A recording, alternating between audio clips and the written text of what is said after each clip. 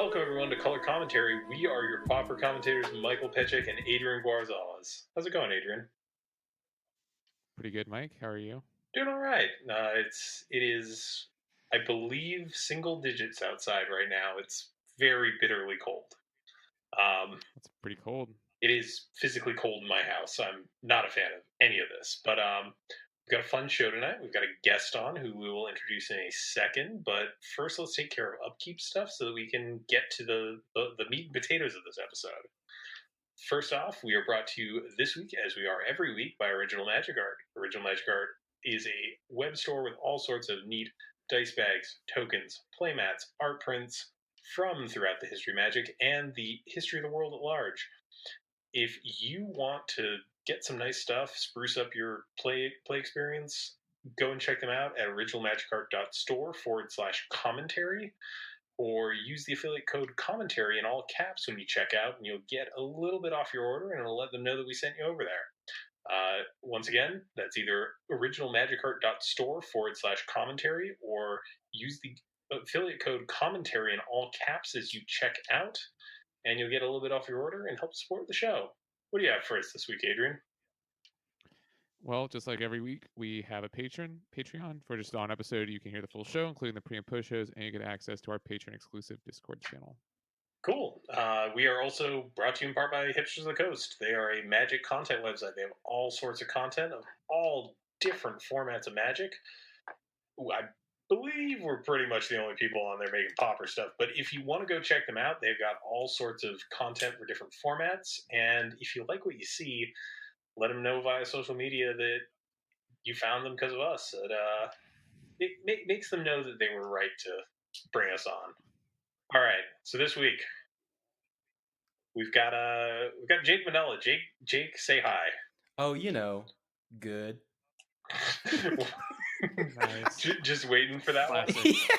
So Jake produces video content for us. He's been doing the On The Fringe series.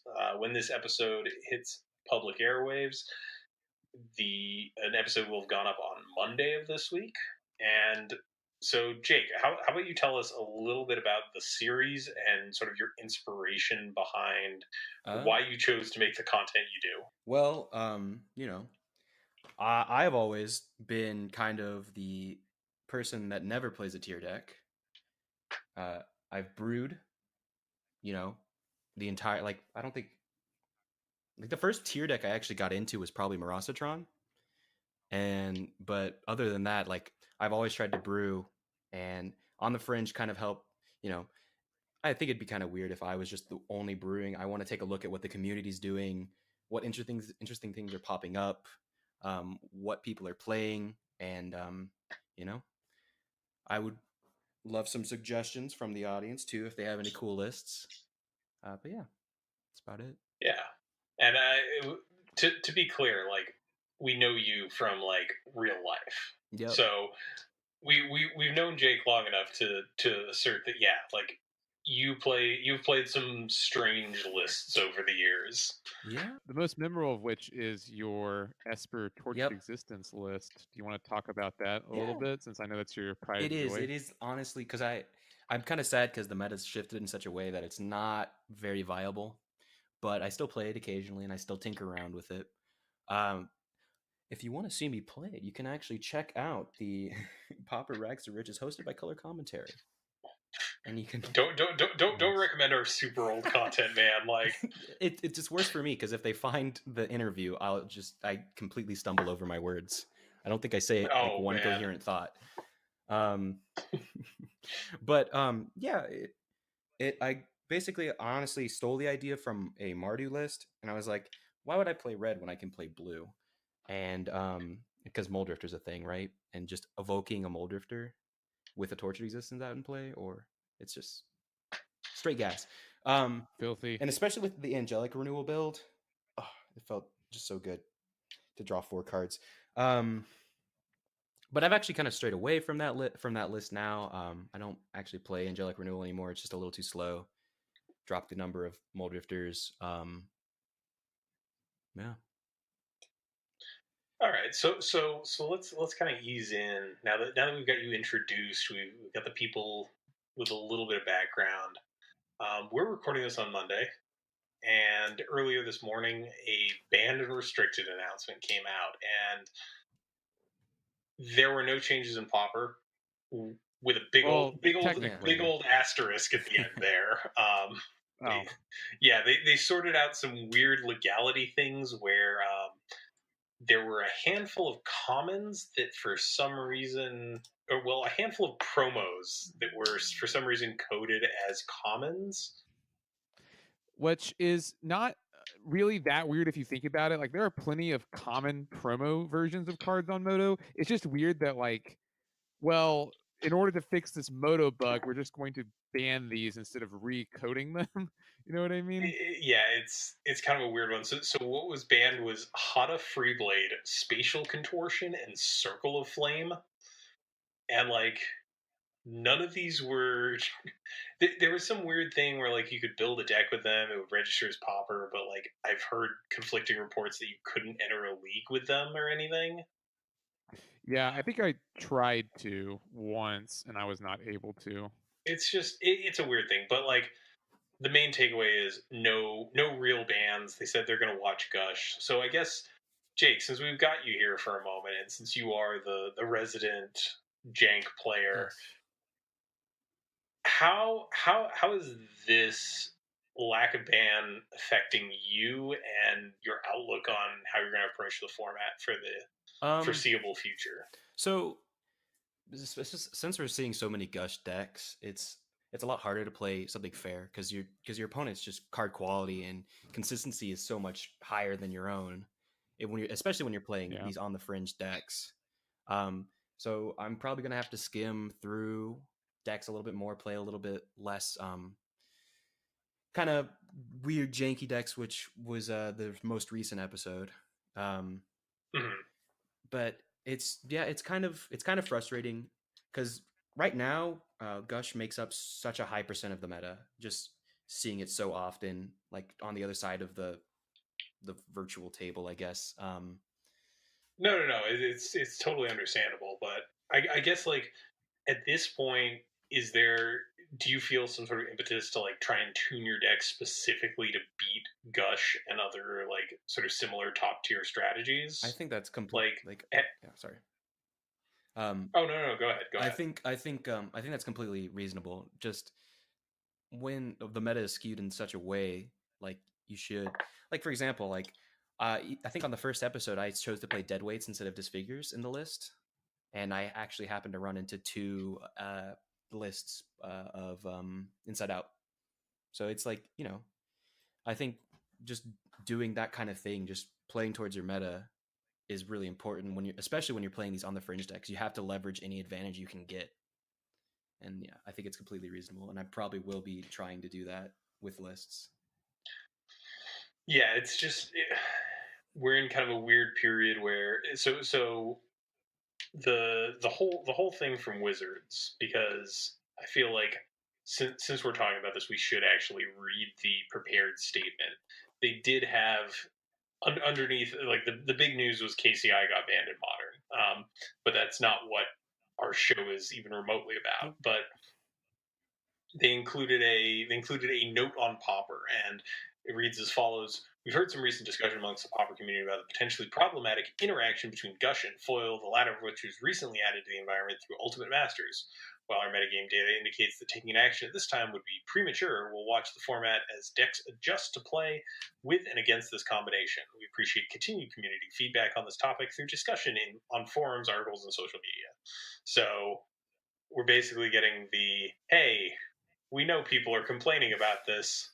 We're not doing anything yet. Right. And I think at this point, we just sort of have to trust that they know what they're doing because they have access to the full data set and we don't. Yeah. I mean, we're also in the awkward position of competitive leagues haven't fully like taken over as the de facto. Yeah. So we're currently kind of being fed a even more restricted data set than before. So right. Yeah, it's an unfortunate spot to be in for the format. I personally think Gus should have been banned, but I threw a keyhole sort of thing, so is what it is. Yeah. So I guess like since Gush is here for the foreseeable future, are and this is directed at either one of you, like what sort of things are you aiming to do outside of the obvious, like play Tron, play Monarch? Like, are there any things that you think have gone up in value now that we know that until at least the next B&R, Gush is still part of this format? I think that the value of your Dispels and Pyroblasts goes way up. I think that those are two cards that people are already main decking. That's probably the correct call. And Boros is just like such a good catch-all against so many decks that it's worth the main deck slot. And I think that we'll continue to see main decks include sideboard cards for as long as Gush is still dominant in the format. Yeah, I think that's exactly like an example of skewing your deck towards the current metagame. It's kind of, yeah. I don't know. I don't know exactly what this means for the future of On the Fringe, in my case at least, because it's getting harder to find new and interesting decks because of the way the meta is shaping out. I'm having a Have little. you tried brewing with Gush? Or is that even a thing? Can you brew with Gush? That's actually a real question. Or is the deck that Gush goes in so fine tuned that it's really hard to justify putting it in something else? I feel like you can't stray too far from because Gush has such a kind of, it has a very specific restriction on it. It is play a lot of islands, don't mind losing land count. So right. That I think that basically kind of puts it into its already established slots. Like you can't really figure out something new with that that style of card. So yeah, like there's not a whole lot of room for improvement upon something that's already pretty polished. If we had true duels, then maybe we would have a different discussion, because then you could just put Gush in whatever. Oh, you're playing Burn? Put Gush in there. You can play Volcanic Island. But yeah, in our format, it just doesn't make a lot of sense. Oh God, I just like I have cold sweats right now just thinking about like. There's a reason it's banned in Legacy, and that is the reason. God, so given Burn a refuel tool. Ugh. Yeah, although Burn has been seeing a little bit of reanalysis now with Skewer the Critics. Yeah, how is that card doing? I've seen really mixed things from people. There are some people who are like, yeah, it's good, but like it's not amazing. And then I've seen other people be like, yeah, no, it's never actually been Bolt for me. And I mean, I think we kind of knew that going in, but in like a conversation, I referred to Burn as like the long-term, like most okayest deck in Pauper. Well, like, it's so consistent, and its cards don't really change, and you know, there's the ways to fight Burn are already pretty well established. Yeah, it's just like you're not suddenly going to be doing anything drastically different than Burn was last week. We're not getting Goblin Guide, for example. Yeah. And especially with a card like Skewer the Critics, it honestly, it seems really just middle of the road. Like, what's the best case scenario for a card like that? It's just you bolt or what? Like, that doesn't seem like astounding when you already have like Lightning Bolt, Chain Lightning, Lava Spike. Look, right. I think on average it's probably better than like Incinerate, for example. Yeah. Like in terms of just mana cost, like I feel like on average it's going to be half the cost of Incinerate at the cost of being sorcery speed. And I don't know if anyone else noticed this. Like most of the spectacle cards are strictly sorcery speed, and I think that's 100% the fact that like if they had printed any of these with instant speed, like can you imagine these in older formats with fetch lands? That's exactly what I was thinking. Like nasty. Also then like you cracked a fetch, okay, cool, bolt. Yeah. Like it'd basically be like an archive trap at that point, I guess. I don't know. Yeah, like and like there's what is it, Light Up the Stage, which has been putting in work in standard in mono red. Oh yeah. Like being able to just rip 2 at instant speed for 1 mana. Oh no, I'm good. Like we just talked about how gross it would be if Burn had access to Gush, and like that would just be like a 1 mana draw 2 functionally. So I don't know. it's weird to see a card that looks so initially just like it would fit in. It fits into an established archetype.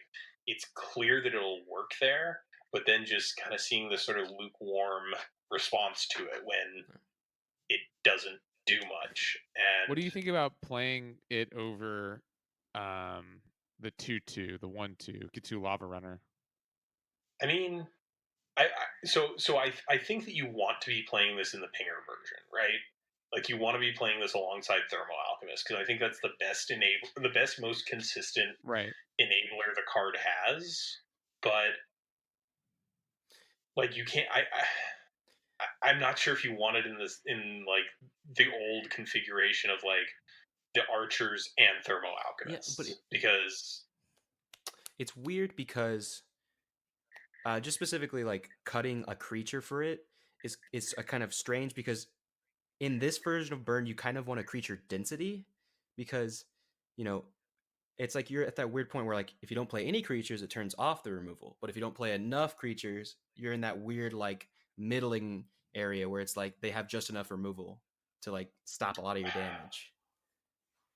well, so here's the thing. Like I'm going to come at it from the opposite angle of like if I have 4 Thermal Alchemists and those are the only targets I have for removal, and my opponent keeps in removal spells post board to deal with them, I think I'm okay with that as burn. Okay. Like I think I'm okay with them like taking lower, like having lower value cards, especially because like with the case example of Blue Black Delver, like think about what that deck's running as removal. It has bounce spells, and then it has Echoing Decay, which doesn't kill Thermal Alchemist, and then it's got Snuff Out. Like, I'm okay with my opponent using a Snuff Out on a 0/3. If we're being completely honest here, like I'm fine with that. Like that's 4 turns and or spells worth of use out of it, Okay. and I think I'm okay with that. Yeah. But yeah, I don't know. Burn is always kind of in that weird place of just being like fine, and Right. I think Skewer is an upgrade for the deck. It's just like again, it's another fine card for a fine deck that does okay. Yeah. So we've talked a lot about burn. What I'm actually most curious about is, Jake, what are you going to be playing in your next show, and why did you choose that deck? Oh God, no! I'm not quite ready. I was kind of waiting for the banned and restricted before I decided on anything. Oh, okay. Well, that's fine. Is there anything you're leaning towards? Is there something you were hoping to play if Crush got banned? Sorry, go ahead. There is actually one deck in particular I have been looking into. It's this kind of cropping up of the either mono black or the red black control list that's kind of been seeing a little bit of results. Oh yeah, the Rakdos Monarch list. That deck looks really sweet. Yeah, like it's playing 4 Thorn and just a bunch of interesting cards. And just a lot of what you would expect in a list like this. But, you know. Is it anything like the slow burn list we were looking at before the show? No, I think slow burn is less focused on it has blight. It has a lot more. It's strange enough. If you look on Midgo, it's called Goldfish. If it's called Black Red Discard, but strange enough, I feel like the slow burn list actually has more discard. It has Blightning and Wrench yeah, Mind. And it's so is it really just? Go ahead. It's so one list is kind of more your standard black like mono black-esque control deck. The other one is trying to win through just like bolting and garrying your opponent, I guess. Interesting enough, the one that's higher up in the rankings is not playing Gary.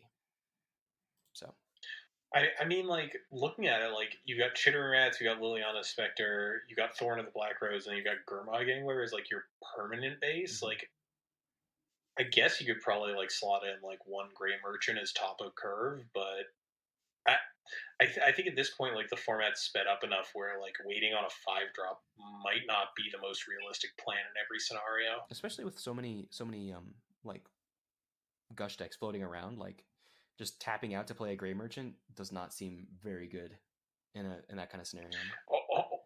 Also with foil running around, Exactly, like you're never quote unquote fully safe. I guess the other thing is I've seen lists kicking around with like a blue splash in them. Like I guess the thing I'm getting at here is like, is this the time for mono black to return with another color attached to it? So not mono black. So kind of like the Rakdos Monarch lists in a way where it's really a mid-range deck, but you are utilizing red for removal. Yeah, and the example I'm talking about was utilizing blue to play what is it called? Dimir Guildmage. The card advantage engine on a stick. I think Dimir Guildmage is too slow, honestly. Well, so here's the thing: Dimir Guildmage late game mitigates any sort of flood, right? Yeah. Like if you keep hitting lands, you don't care. That's fair. Especially if you have like imagine this in a build with like retrace stuff like Raven's Crime, or I guess Una's Grace is a little redundant, but like just kind of coating yourself in like this layer of flood insurance, so you're always doing something with it. Coating it. But putting down a layer of paint. But yeah, like just kind of this very very light blue splash. That sounds really cool, actually, because the Dimir Guildmage, the original Guildmage cycle is hybrid mana colors, right? Yes. So you can play it off double black and make them discard, worst case scenario, which I've actually been doing a lot with the new Rakdos one. I like that ability a lot. It's really useful in the grinding matchups, like you said, to just be able to make your opponent discard. And I believe the Dimir one, do you have to activate it as a sorcery? Yes, both of those abilities are sorceries. No, it'd be really good if you could just leave that up on end step. Oh god, no, on end step or on draw. I was gonna say. Well, no, I was thinking of the draw card spell, like in a blue deck, where you could just, I'm leaving up counterspell or draw a card at all times in the game. Yeah. So that's actually a really really interesting card choice. That's pretty spicy. Yeah, I think like there's probably room for some sort of like mono black thing to come back. Yeah, and I think whatever version of black you end up playing, I think it inevitably involves Thorn of the Black Rose. I think, Thorn of the Black Rose is definitely the card that carries this archetype towards the playability that it needs. I mean, like we've talked about it before. Like Monarch is a very powerful mechanic. But let's talk about that a little, because we were talking with Alex, or I was watching Alex type the other day. Maybe it's more accurate. Sorry, Alex. And he was saying that he really wanted to play black mid range. Is Boros, even though they are both Monarch decks, is Boros good enough or more better enough than the mono black to prevent mono black from really seeing serious play, even though it is also a Monarch deck? So, things with Boros. Well, I mean, like, which version of the Boros deck are you thinking of? Because like right now, it's the token weenie strategy. The bully. I'm thinking of the Well, it still plays the Monarch card. Are you talking about like traditional bounce, like Core Skyfishers and? No. The one with looting that. Yeah. And the bully deck still plays Monarch cards. Yeah. Where so it's. So I think it's weird because the thing that bully does well is that it has the ability to have this like have a non-blue efficient draw spell, and I think the weird thing is that black already kind of has that built in, so you don't get like that extra layer of like synergy where you have to do cute things like pitching flashback spells to Faithless Looting, and instead you're just kind of going with like raw card draw that's a little bit less mana efficient. Like the difference between Faithless Looting and Night's Whisper doesn't look huge on the outset, but if you're playing a bunch of Sign in Blood like, but if you're playing a bunch of stuff that interacts favorably with Faithless Looting, I think then that one mana does matter. And that's fair. It's weird because like there's no 2 mana blacks draw spell that kind of closes that distance, and the ones that have a noticeable upside are 3 mana and up. Yeah. Like the one that always comes to mind is Read the Bones. Yeah. Also, like an interesting thing with the bully list is it has a way to win out of kind of nowhere with Rally the Peasants. Like if Mhm. you're kind of later in the game and you have like 3 or 4 creatures and you just double rally the peasants, there's a good chance you're doing a lot of damage. Whereas black doesn't really have that kind of push towards the end. Well, they have Grey Yeah, but then Merchant, but like Mike mentioned, with foil, I would much rather have Rally the Peasants. I yeah, and think. also it's like we're not seeing Gray Merchant in these black red lists as much. So Yeah, it's kind of like an awkward spot where like there is that same haymaker effect. It's just like with the example of rally, like even if they counter the first half, like if they can counter the second half, you still like you in some way they have like sacrificed a lot of resources to make that happen.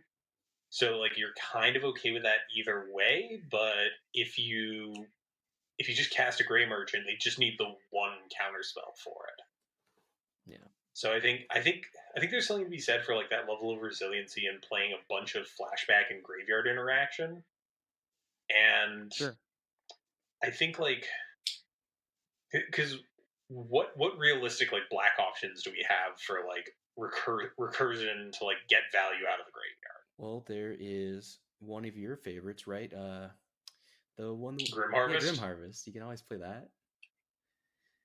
I mean, five mana though for those loops. Yeah, is Unearth. Font of Return. I'm very partial to Font of Return. I know these are not as efficient. It's just flashback. Yeah, so issue. If Unearth had like a little bit more going for it, I could maybe see that.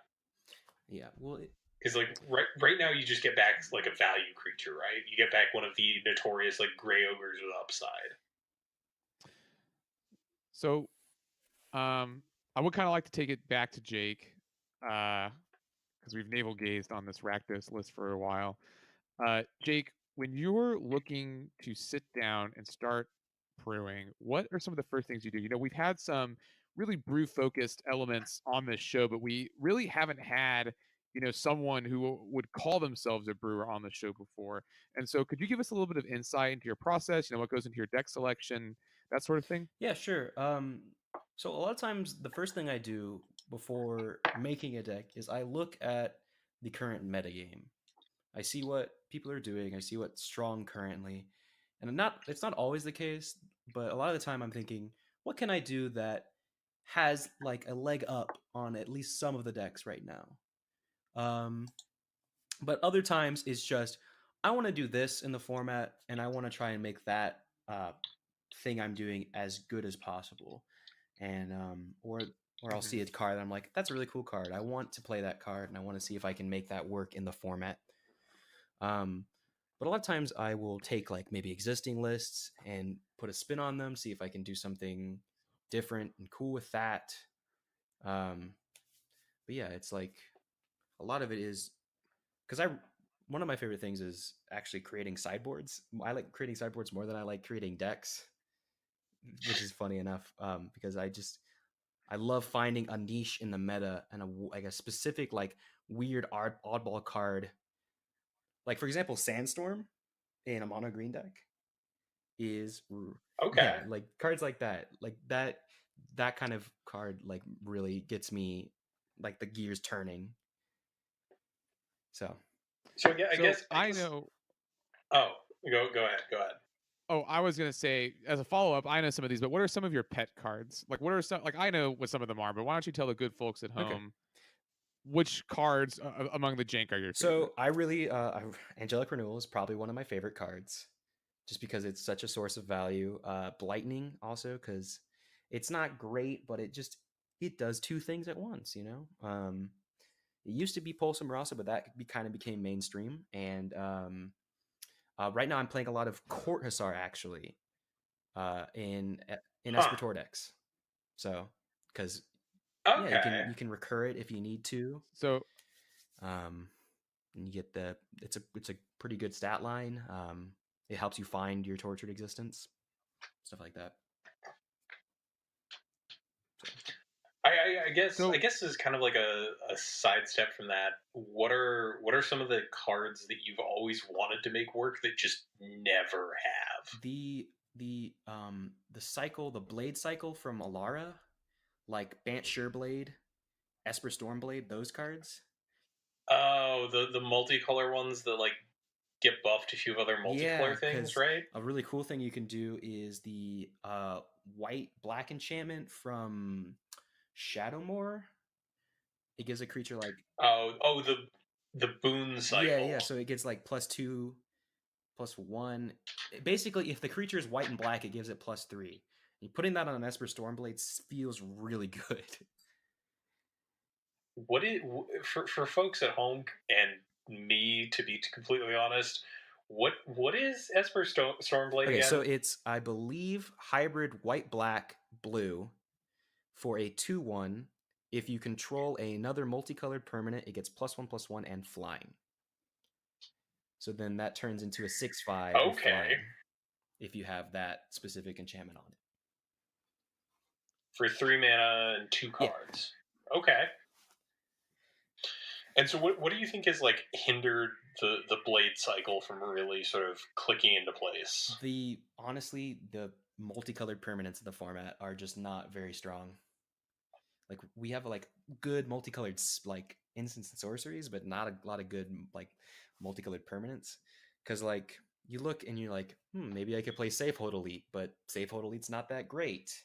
You could play the cycle of what are they called? The stones that let you bounce a land instead of paying their cost. Oh, The The border border posts. posts. Yeah, you could play that, but then again, it's just feels not great. It's just yeah, a lot of the permanents in our format are just kind of holding it because it's a surprisingly hard restriction for us. I mean, there was that green red deck, the aggro deck that played Jund Hackblade and um Burning Tree Emissary and the 2/2 for red green with haste.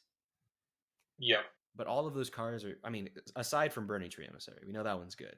But they just like don't seem like it doesn't seem good enough to get +1/+1 and having to go through all those hoops and like Yeah, keyword it's, ability. it's just a bit more of an ask than you can really account Yeah. for. So I guess in this sort of same vein, when do you at what point do you swallow your pride and say, yeah, this is just is going to work out? Because I think that that is like typically what we see is the most common foil for brewers is they really just can't let go of an idea. They can't come to terms with the fact that the idea just isn't going to work out in the long term. So how do you sort of, screw up the courage to admit that something's not going to work out like you want it to? I just a lot of times it kind of just slaps me in the face when I'm like, oh, I'm probably pretty good against this deck, and then out of nowhere I just keep losing to that one deck, and I'm like, I have misevaluated the strength of this deck. It's just like after playing a certain amount of games, you realize you're not doing what you want to do in the like in the current build or whatever, and it's just like you sit there and you look and you're like, I thought this was good, but the results show something very different, and that coming to terms with that disconnect, that your thoughts versus the actual results, that's when I realize, okay, we got to try something else. And sometimes it's kind of hard. Gotcha. Sometimes it's kind of hard because you're like, I really want this to be good, but it just doesn't work out. So So kind of when you hit that point, do those? I'm assuming you just must have like a list of all these like scrapped yeah, ideas. Like, do you then go back to them and kind of like check them out in like in like a year or two when there's been time for new cards to be printed to sort of yeah, reinvestigate? for sure. Like I will definitely go back and see because also like I've gotten better at brewing decks since like first iterations as well. So sometimes it's just maybe a deck was not being made to its fullest potential is also a case. But yes, I will definitely go back and reevaluate decks. Like I have a very long list of brews I have made in like the past 4 years of Pauper. So yeah. And you brew not only in Popper, but you also brew in other formats as well. Is there anything that you can apply from those formats to Popper, or do you ever think like, wow, I can do that in Modern? I'd like to do that in this format too. Yeah. I'll look like a lot of times brewing is not just kind of creating something completely new. It is kind of expanding on already established things. Um, Hmm. so like, For example, this one was a little bit more of a joke, but I made I was like, what was it? The Mystic Remora, and I was like, Oh yeah. oh, that card is played in Vintage. Maybe I can work this in somewhere. And the most I'd ever made was like a sideboard of Tron at one point, and that was pretty sweet because you could side it in against them in the mirror, and it felt pretty good. But yeah, it's just like example of that would be. I don't have a good example off the top of my head, so I'm just gonna sit here. But yeah, like I mean, like you can kind of apply stuff that you've learned from other formats into Pauper in some way, shape, or form, even if it's not like a direct port one to one. Like I guess are there any other like takeaways you've had from brewing in other formats where it's not like, okay, this works here, maybe it can work in Pauper, but it's like, oh, I just realized like this was the thing I was missing. Yeah. Are there any kind of like aha moments like that? God. Well, I kind of have like the opposite, where it's like I really wanted. Okay. I saw something in other formats I really wanted to do, and then I tried to port it over to Pauper, and it was just like, aha, this is what I'm missing. Therefore, I can't play this deck. And that was so. I guess is there like a common thread between those things where you have that moment of like, oh, this is never going to work? Like, is because we always cite like sort of like the restrictions of Pauper with like the mana bases and that sort of stuff, or like the lack of prevalent 2-for-1 effects. Like, is there kind of a common thread between like a lot of these scrapped ideas where you just don't have the cards for them? a lot of times it's like you're trying to build off a synergy that's like you can only do with like 2 cards, and it's like not a lot of support. Or it's like, for an example, was like I really wanted blue-white control to be viable in Pauper for a very long time, but it's just one of those decks where white's removal isn't good enough to kind of support, and it's like your payoffs are pretty much non-existent. Like the way you win the game is extremely difficult in those colors. But yeah, so a lot of times it's just never mind. We understand what you're saying. Yeah. And I think like more than I that's a perfectly reasonable point to make. Like if a color doesn't do the same thing at common that it does at other rarities, like some of those color combinations just aren't ever going to work out quite the way you want them to. Like you can't really replicate miracles in Pauper. A, because there's no miracles. B, because there's there is one, Mike. There is one, but it's not blue-white. Yeah. Got it. Just Guy miracles were in there. I mean, like, if you really wanted to get people with, I'm blanking on the name of that thing, Thunderous Wrath. If you really want to get people with Thunderous Wrath, I feel like you want to be on some amount of brainstorm, but... Well, what you do is you just have that as your only win con and try to kill them from 20. And you run 4. Genius. the good old one land spy. Oh God, they gained 2 life. I'm done. Pretty much. I had to deal with that quite a bit while playing Vindstorm. Yeah.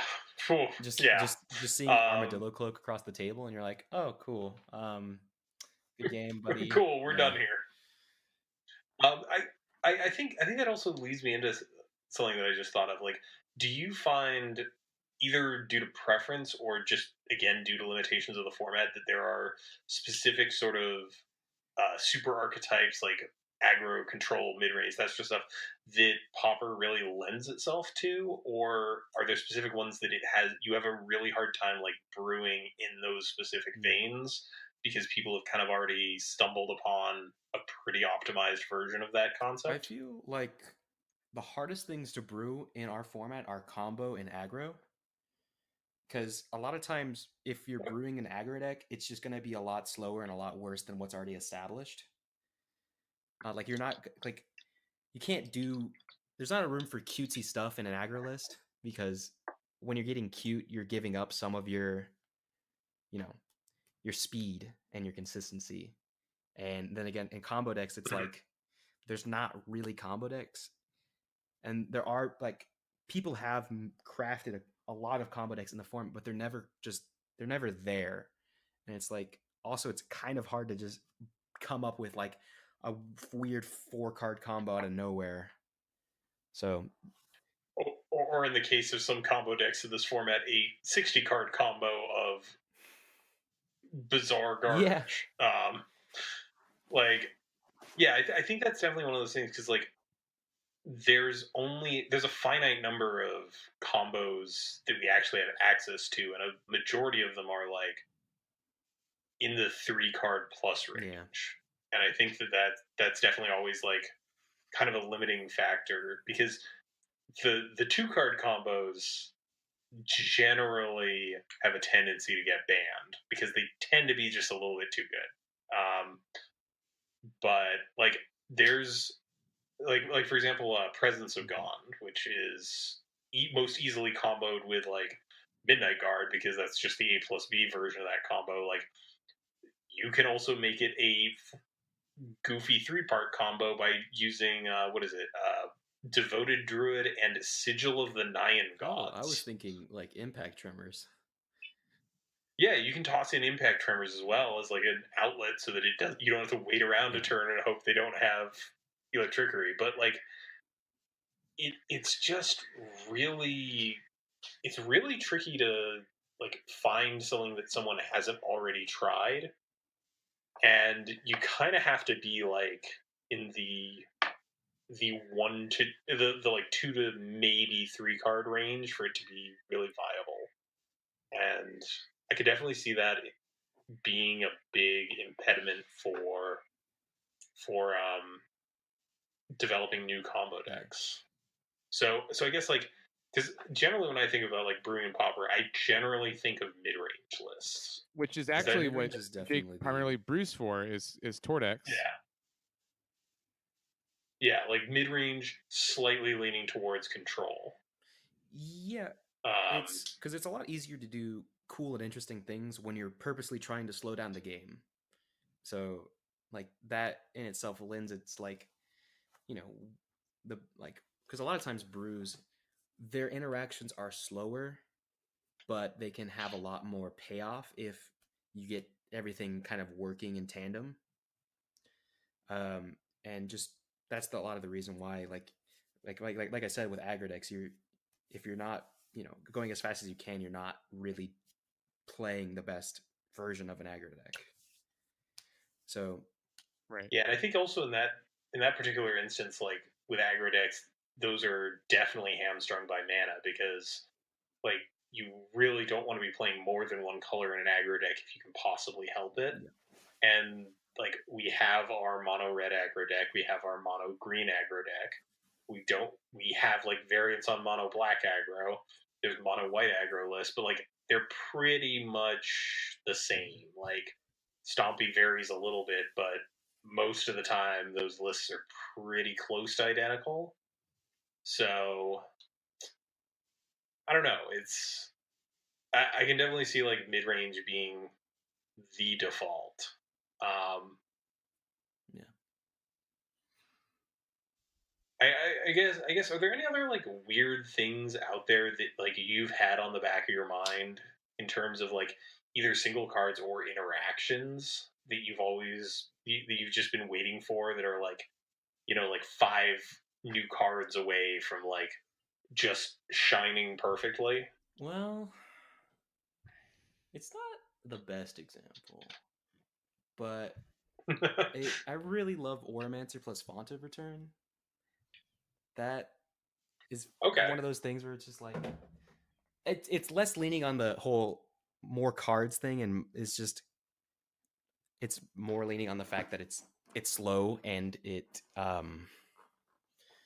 not particularly suited in the meta. Also, like I think most lists nowadays always run Relic in the sideboard.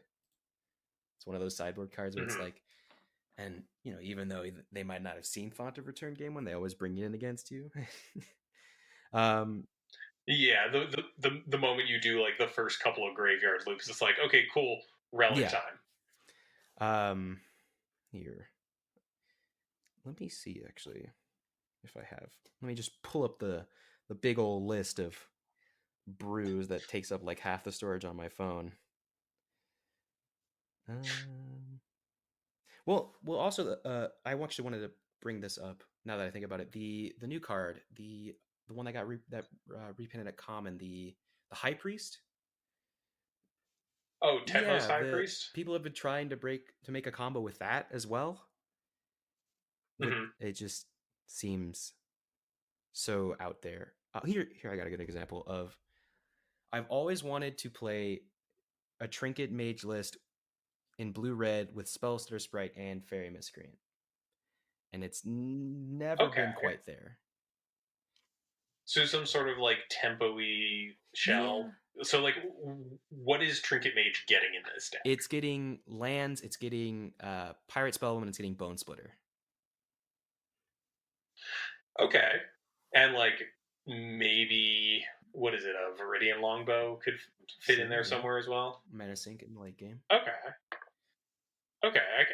I could see something like that. Yeah, but it's just like it's kind of like a clash of interest at that point. It's like you're playing these like really efficient 1/1 flyers, and then you're just playing a 3-mana 2/2 that tutors up like not the land. not the best card. Like if we had better Trinket Mage targets, maybe, but making better Trinket Mage targets is a lot to ask. So I mean, like those toolboxy types of cards, like any sort of tutor in our format is definitely high value. So I can definitely see why like Trinket Mage is something that's very appealing because like it does just say like go get an artifact, put it in your hand. Only one minor thing, it's got to be kind of bad.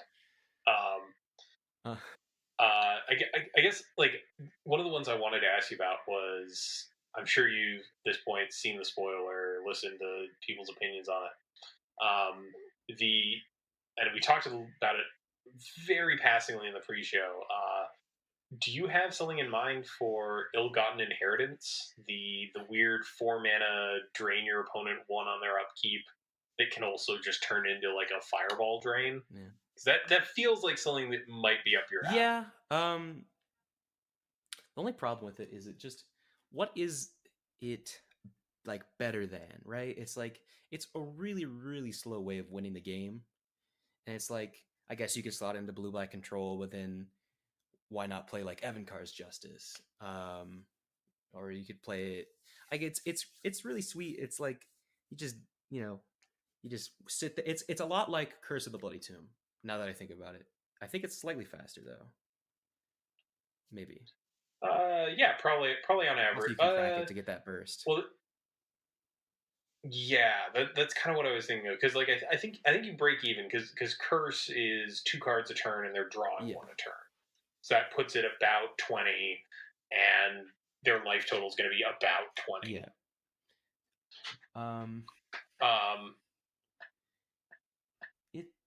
I mean, like maybe like some sort of weird Enchantress shell. We also talked in the pre-show about like that 4-color Enchantress madness that exists. I guess though at the end of the day, like there's kind of that level of like why I guess that leads into like a solid question, like what is it that keeps you coming back to brewing? Because I have a penchant for weird decks, but I definitely find myself at some point just going like I should be playing something tiered. I shouldn't be playing something that's just nonsense. Like what is it that keeps you going on this like quest to like find these out of the way decks that can perform? Well, Mike, it's mostly my hate of spikes. No, I'm just kidding. Yikes! Well, you came to the wrong podcast. Man, that's our episode. It's I don't know. A lot of times I'll look at like the popular decks, and it's just like it's things I've seen before. Like it's not a new experience. Like a lot of times when you brew though, it's like, oh, I'm doing something like this, and it's also like a lot of times it's the surprise factor, like just catching your opponent off guard because you're playing like a weird list, and then just like seeing them not know how to react to what you're doing is one of like my greatest joys. Just kind of like, haha, bet you didn't see that one coming, buddy. Just that little moment of like, oh, that's what you're doing. And then it's like also being unique is like kind of integral to my personality, and brewing really lends itself to that. Just kind of showing off my creativity, stuff like that is why I love brewing. So I forget which one of the psychographics that is, but it's one of them. for sure. Is it I don't honestly know. Is that Johnny? Yeah, I think it would fall into Johnny, I guess. I always think of Johnny as more like straight up combo decks, but I guess it is kind of the like a subset of Johnny. Yeah, because there's Spike, Timmy, and Johnny, and Timmy is just like, I play big guys, and that's about it. That's how I kind of. I mean, I would say I'm a little bit of a Timmy too, because it feels good to just cast like a, like a Blastoderm or something like that.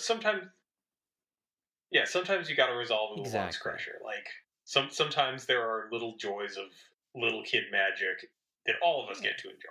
I think a good example of that was the mono green land destruction list I was on a while back.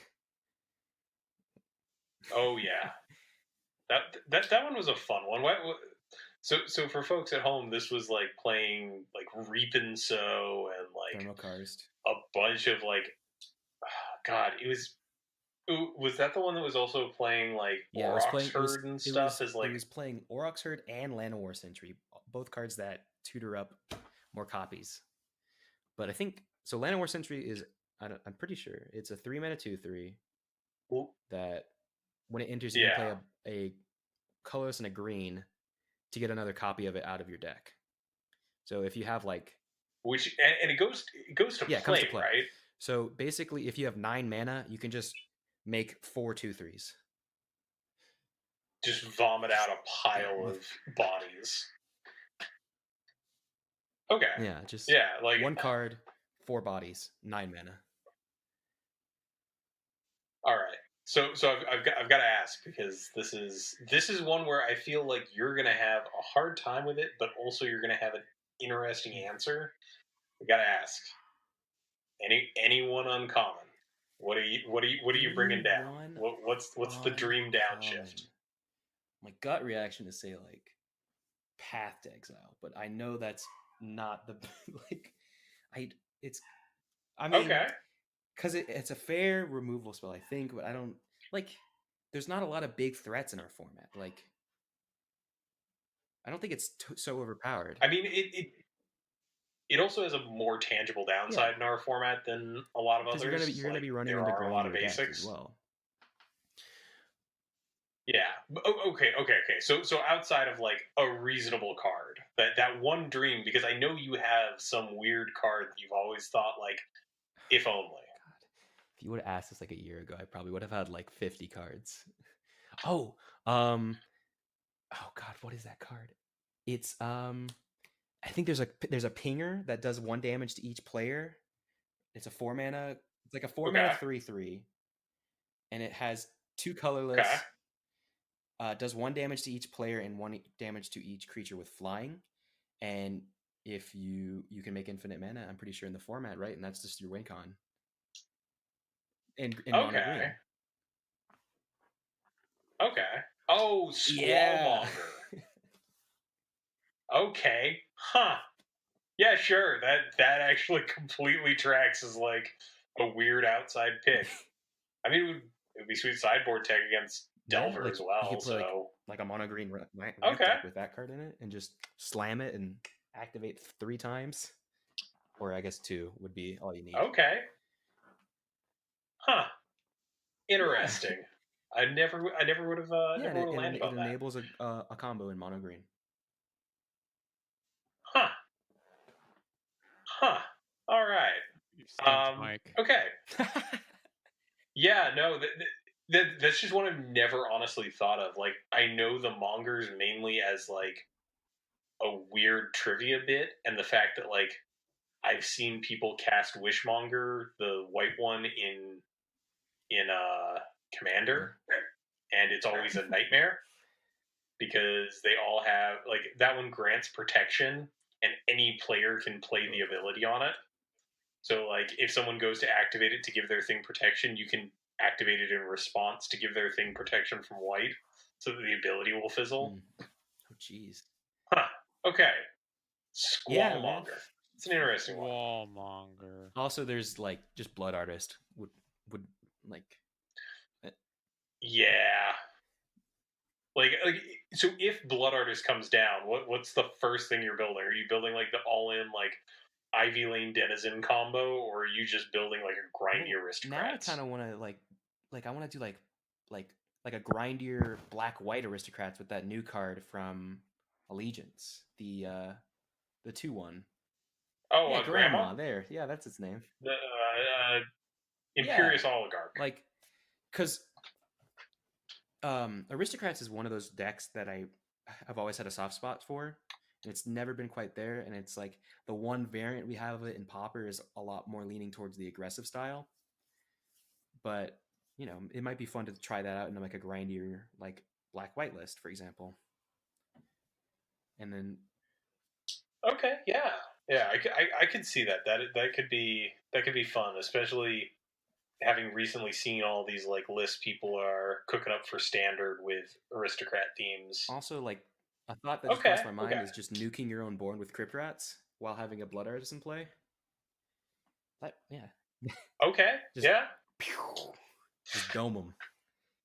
All right. I can see that. I can see that. Interesting. All right.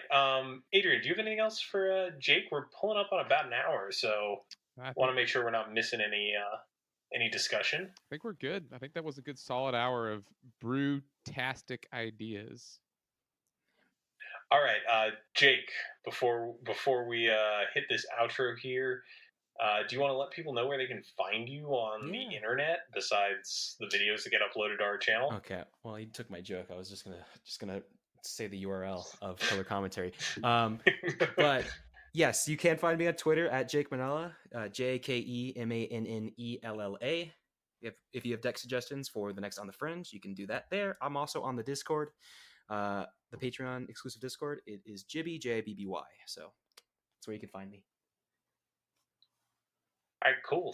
Thanks for coming on. This was a fun little meander through. Yeah, a lot of fun. Through assorted weird things I'd forgotten about. All right, Adrian, how about you take us out of the show? Well, thanks to everyone for joining us today. This podcast is brought to you by the support of our patrons, especially Jake. Please consider supporting us if you like the show. Check the video in the description of this podcast for details on where to find us. We'd like to remind you that if you're listening to this on a platform with reviews, they're always appreciated as they boost our visibility. If you've got a deck list ready for a topic, feel free to contact us either via our website or you can email us directly at colorcommentary@gmail.com. Special thanks to my LGS Pats Games, Jake and I's LGS Pats Games, Mike's LGS JP Comics, and of course L. He does our theme song Quantitative. You can find that and other great tracks over at soundcloud.net/ELLELLELL. Till next week, this is Adrian and Mike, and we are signing off for Color Commentary.